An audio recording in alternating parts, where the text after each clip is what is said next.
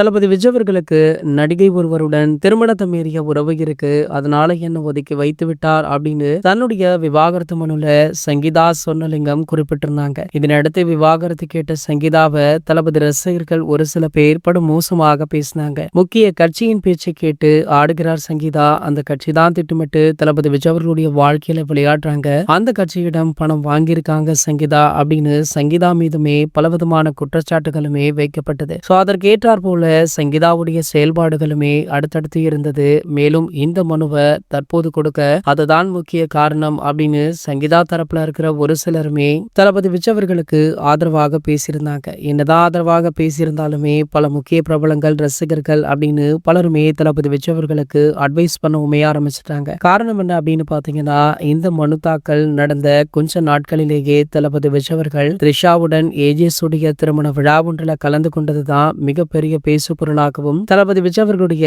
இந்த செயலை கண்டித்து பல பிரபலங்கள், ரசிகர்கள் அப்படின்னு பலருமே குரல் கொடுக்க ஆரம்பிச்சாங்க. அந்த வகையில பாத்தீங்கன்னா தற்போது நடிகையும் நம்ம அதிர்சருடைய மனைவியுமான ஷாலினி அவர்கள் இந்த சம்பவத்துல அவங்களுடைய அதிருப்தியை வெளிப்படுத்தியிருப்பது பலருக்குமே அதிர்ச்சியை கொடுத்திருக்கு. மேலும் பாத்தீங்கன்னா விஜய் அவர்கள் இப்படி பண்ணுவார்னு நான் எதிர்பார்க்கவே இல்லை அப்படின்னு ஷாலினி அவர்கள் சொல்லியிருப்பது சோசியல் மீடியாக்கள்ல படும் வைரலுமே ஆகிட்டு இருக்கு. சரி, ஓகே, இந்த தகவலை பத்தி நீங்க என்ன நினைக்கிறீங்க அப்படின்றத கீழே உள்ள கமெண்ட் செக்ஷன்ல கமெண்ட் பண்ணிட்டு நம்மளுடைய சேனலை மறக்காம சப்ஸ்கிரைப் பண்ணிக்கோங்க.